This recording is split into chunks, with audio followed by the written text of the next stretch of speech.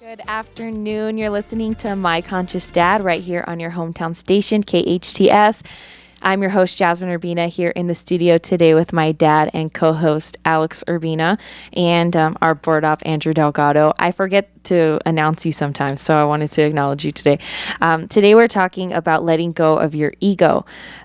This is an interesting topic for me because right before we started the show, I said, I don't know what I'm supposed to talk about.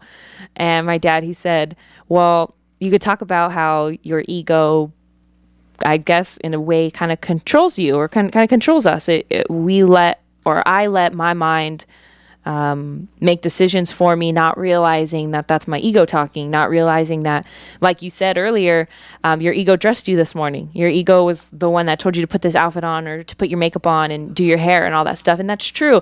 I woke up so early this morning to get ready. And as you were saying that, I was laughing because, I had to be at work early. So I said, okay, I got to wake up an hour and a half earlier. And that was just like, I didn't even want to get up. So I think it's funny that I'm letting my life be run by something that's just unconscious. Yeah, I think that for me, what I realized upon my own awakening and my own consistent and constant awakening of my conscious and authentic self, I have to really get clear that in order to do that, I have to keep shutting down my ego a little bit more every time. So my journey of consciousness is really about every day, all day long, every moment, every minute is to keep shutting down the ego, keep telling the ego to go play with, the toys in the other room or to have a seat in the corner while I interact with my loved ones, or I always got to be putting my ego at check. It's a constant for me, so such that I'm being authentically who I am and being loving and compassionate and vulnerable. Because you got to remember, ego's job is to protect us and keep us safe. And it doesn't want us to be loving and vulnerable and be authentically who we are. Its job is to create this alternative persona to project ourselves in the world. And that's why I said, sometimes when ego's unchecked and we let ego step in and run us, it says, okay, put on that coat or put on those shoes or spend a little extra time getting yourself all dolled up such that you can be accepted today, such that you can get the attention that you're looking for, that you need. And when you're authentically who you are, your spirit, you don't need outside approval. You don't need somebody to say you look beautiful today or you look nice. So therefore, we can be freed up to be able to choose from our spirit rather than from ego. And the only way to really realize that and notice that is through self-awareness. But what about the people who, let's say they're listening to this, and because I kind of have these moments too. Let's say you're listening to this and you're thinking, oh, well, I don't really care what people think about me. I like dressing up for myself and I like putting makeup on and looking pretty for myself. And I think you can genuinely come from that place. I'm not saying I do all the time, so but there are people out there that can do that, right?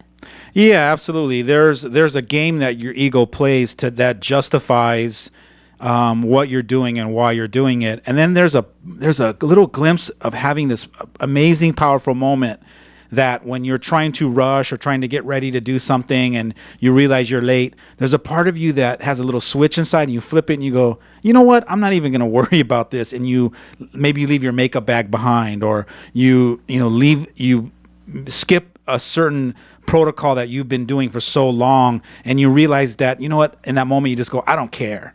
It's that little brief moment is where your spirit says to you real silently, you're beautiful. You don't need that. It's not a necessity. It's not something that you have to have with you, because you get to just be who you are. You get to just wear your heart on your sleeve and be that. Just be the authentic, loving, compassionate you, and trust that by being that and shining that light, that other people will recognize your beauty in that. And so that's, I think, the process that a lot of us go through. But you got to be careful, because ego can be in your ear right there telling you, like, I don't do that, and really kind of justifying that that's not you. That's not the game that you're playing. Yeah, and I kind of want to switch to a little bit, because I think ego plays a different role in the different genders. I think that women typically have a more of a an obligation that they feel like to dress up and be pretty and go out, especially in work, especially in the workplace. If you don't come with a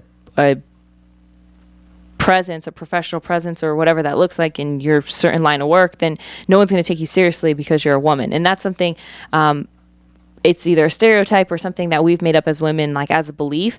And then men, they have a different type of ego where they have to be all macho and they have to have it all together. And especially people who are in professional fields, like, in financial stuff and business owners, they have to have a persona. Yeah. And it's like that ego is part of their business. So how do you justify that? Yeah, that's a great one. When you are talking about that, the picture that I paint for myself in my own mind is the law enforcement officer.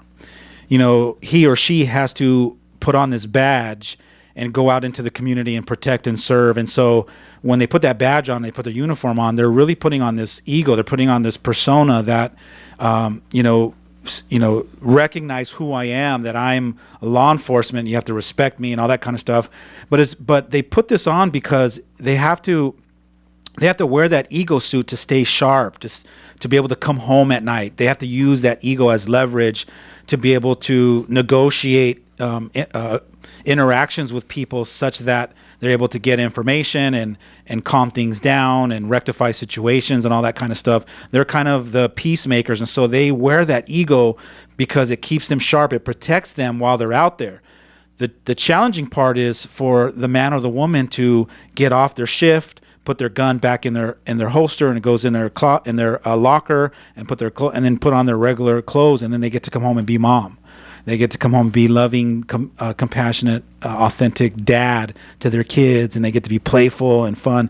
So turning that ego on and off can be so challenging that we can actually lose ourselves. We can lose the authentic me in our ego if we're not really conscious and aware that that's the game that we're playing. Yeah, I love that scenario because I kind of imagine in any type of relationships, I'll admit that I wear different hats and I have a different ego. I'm really probably playful and joking with my friends, and then I'm a little bit more professional and keep myself a little bit more together at work. Yeah. And I'm more loving with my boyfriend or my family or whatever. So or if you're selling houses and you meet somebody for the very first time, I'm sure there's you could be like behind the scenes, like, hey, hey, how you doing, Mr. So-and-so, and you just all of a sudden so you go to a whole nother level. It's really funny. I actually really want to call out Arif, the owner, Arif Howell, the owner of Total Financial Solutions. He is like he always, every time he walks into a room, he always makes me feel so appreciated. Like he walks in, he's like, hey, thanks for being you today. And he just always says like the most happiest, most uplifting things. I don't even, really speak to him that much. And he's just always, right there on the gun saying just the nicest things. And I know that's probably a little bit a part of his ego, but it's also something that makes me just feel happy that like when he comes in, I'm just, hi, Arif, how are you? And because I know he's going to say something super, super nice. So when I imagine that professional business ego in a more uplifting, not a light. Negative, because when you hear ego, you think bad. So you think the ego, super Wall Street kind of guy that's just, or the car salesman ego. Yeah. And so when I think of a more uplifting, positive ego for business, I think of, like I said, Arif, because he's just so he's so warm and welcoming and happy. So when I am meeting new clients, I kind of have to, I have to channel my inner Arif and pull out that part of my ego. Yeah. And I think that, the trick is to be that, uplifting and that upbeat, but have it be authentic. Have it be because you genuinely care about people, because you genuinely want people to have a better day, have a nicer day. So, and sometimes, like for me, when I was younger, someone taught me this saying. They said, fake it until you make it. And what that meant for me is, if you haven't really learned how to be your authentic self, but you're aware that you have your ego that runs you, it's like customize your ego to be positive and to be uplifting and to be inspiring to the point where you actually just become that person. So you're authentically that. You're not just turning a switch and being that whenever you either are trying to get something from somebody or trying to build a relationship that's not as authentic as it could be and all that kind of stuff. It's really more about, customizing who you want to be, but have it come from an authentic place. Like, no, I genuinely want to be this person. This is the type of person I want to be this is the type of person I want to be remembered for the rest of my life. So this is my ongoing commitment to myself to be positive, or to have people remember me when I walk away, that I did make a difference, even if it was just acknowledging them or making eye contact with them or something like that. I love that you said customize your ego, because like I said, I think ego has that negative kind of connotation, and how cool that we can manipulate our egos all on our own, because most of the time my ego comes out when I'm being unconscious. Sometimes I'm conscious and I'm still letting my ego just run it because I'm stubborn, because I'm a controller, because I'm, all those things. So, but like I said, most of the time it's just unconsciously going and it's just doing its thing, and I'm not aware enough to just shut it off, or strong enough to just say, hey, shut up. But I like that I can kind of customize it and have a more positive. If I am going to have an ego, it should be a good one. It should be one that people are going to remember for a good reason. Yeah, you want to customize your ego to be the type of person that you visualize yourself becoming authentically. And then it's like you're practicing to be that person until one day you just become that. You become that version, but then you're not ego no more. Then you just authentically have become that person because you've practiced so much. The difference is, are you practicing knowing that that's your ego temporarily until you become authentically that, or are you totally oblivious and just unconscious and doing that with the intention to get something that you want, where you're not even aware that you want to become that authentically? I think that is the distinction. Meaning, like, if I'm being that part of my ego and I'm going out to get something in return, like in this scenario as a business woman, and I was going out and being my ego this way just to get something in return. Yeah, let's take a car salesman, because they already have that negative connotation type to them. And what do you call them? You call them the sleazy car salesman, or the shady car salesman, that they're going to say the right things and they're going to give you compliments because they're trying to gain your trust, or trying to have a credibility with you. They're trying to warm you up or butter you up so that they have the leverage of influence, so that they can get you to sign a contract maybe that you don't understand or aren't aware, or is not of your best interest, is best into their interest. So they're already trying to do all those quote sales tactics or techniques. And for some people, it comes across as authentic. But if you follow that person home and you watch them turn into a different person, like if you were like a little bird and flew over their shoulder and watched them go home, and then they're not that person in real life, you're going to go, oh my God, I got duped by this great car salesman guy. Now that guy or that girl, if they're being that with the intention to become that one day as the authentic you, then that's a different come from. If they're just turning that switch to be that just to get the sale, or just to make the money, or just to get whatever it is that they want temporarily, then they're not growing from it. They're not. There's no higher purpose of it. They're just utilizing it as a tool to really fool people or kind of manipulate people. Because you got to be careful. It really comes back to what's your intention. If you're customizing your ego with the intention to become that, because that's the type of person you want to be for your life and for the rest of your life, then I would see that as being beneficial for you. But if you're using ego consciously to manipulate people, then you're not really learning anything. There's no higher learning for you. Yeah, I think almost in anything we do, and this is pretty obvious, but I'm going to say it anyways, but I think almost in anything that we do, the intention or our come from is usually seen. And if it's not seen by the person that you are in relationship or interacting with. So if it's not seen, for example, like with the used car salesman, you think that this person's like this all the time. There's also I think a little bit of I don't know what the right word is. I kind of want to say stigma, but I don't think that's the right word for people who are like, oh, they're just being like that because they have to, or because does that make sense? Like, even if I'm genuinely being a nice person, or even as a real estate agent, I want to help you and I want to find you a home and I want you to be happy for the rest of your life in this beautiful house. It's easy for people to say, oh, well, she's just being nice like that because she has to, because she wants to buy or sell my house.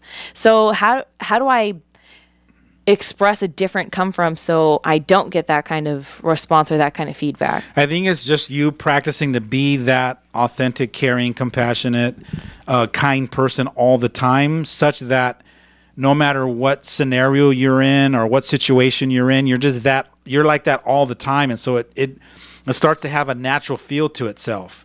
It starts to just become so organic that more often than not, people are just feeling that you're just a genuine and authentic person.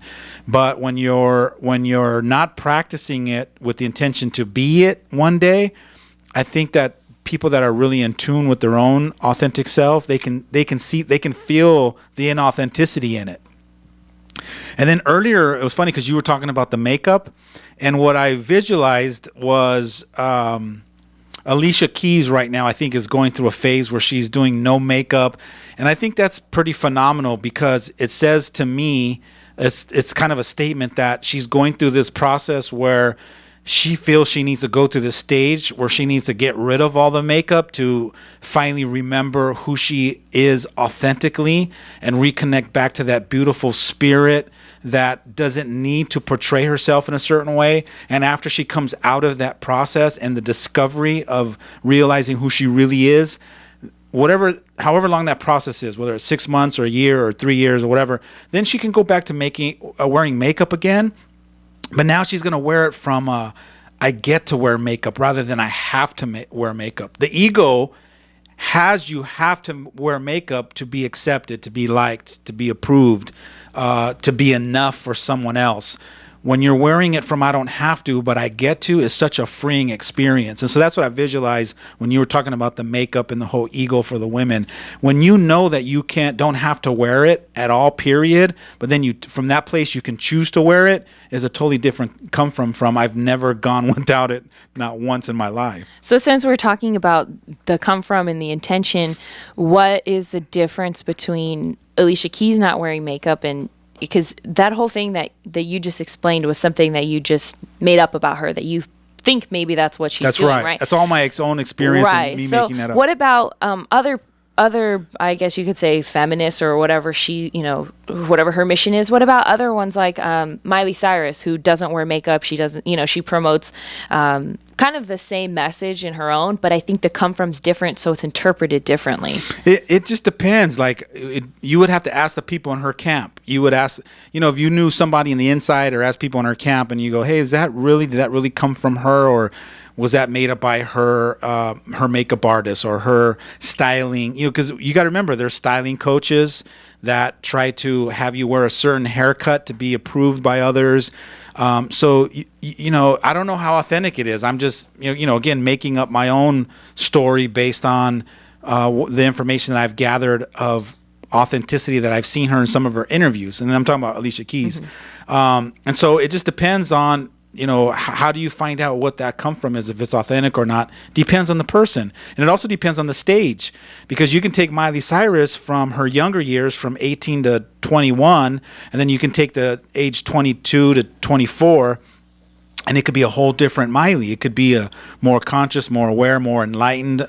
Maybe she had a powerful awakening and started this new journey, or has a coach or a mentor, where she could be doing work on herself. But it's funny how we could put someone in a box based on how somebody was yesterday or a year ago, or and not really kind of give them that opportunity to show up different for us. Yeah, what I really love about the whole concept of ego, because I feel like in the last couple of years that I've been on this journey and learning more about how my own ego plays, because I spot everyone's ego so fast just knowing about it, that I'm constantly thinking about how people are judging my ego, that sometimes I'm afraid.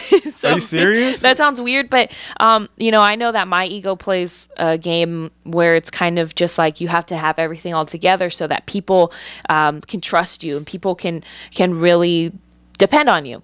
So because that's my ego, I start thinking, oh, well, what if people, I'm afraid that people are judging that. Oh, what if people think I don't have it all together. Maybe they think I'm doing too much and I'm not doing it well enough. So I kind of have this this thing where I need to tell myself, you know what? No, you don't have it all together. And sometimes I have to tell people. So, for example, I have to tell either my parent, you or mom, or my boss or whatever. I got to tell them, hey, I'm really overwhelmed right now. I don't have this all. Do you think maybe I can take a break? And that's only then am I genuinely feel like that's who I really am. That's awesome. Yeah, because your ego doesn't want to admit that. Yeah. Your ego's the one that's been telling you don't, you got this, don't ask for help. If you ask for help, they're going to think that you're weak or can't handle it. It's that little side conversation that's chattering behind you. It's real silent. You got to remember, your ego, when it talks to you, it's transparent. It's real silently in the background, and you have to really be aware and really be, hyper aware and focus and noticing that kind of stuff. And your spirit usually will come through out of that, where you finally surrender it and just go, I'm overwhelmed. I really need to. That's when you can tell spirit came in, because it just finally just said, honey, you can't, you tried to do it as much as you can, and now you're at risk of making a huge mistake, and then it's going to be worse for yourself. So why don't you just suck it up, tell ego to take a break, and let's ask for some help. I think that's the hardest part when people are in breakdown or suffering, whether we have addictions or we're in crisis, is to stop, tell the ego to take a break, and let's ask for some help. Asking help is so humbling, and that's your spirit coming out, pushing ego aside, saying, I don't have it all under control, I don't have it together, and I need some support. Yeah, I think when you finally find that place, and that's not forever. Like it comes and it goes. Yeah, so.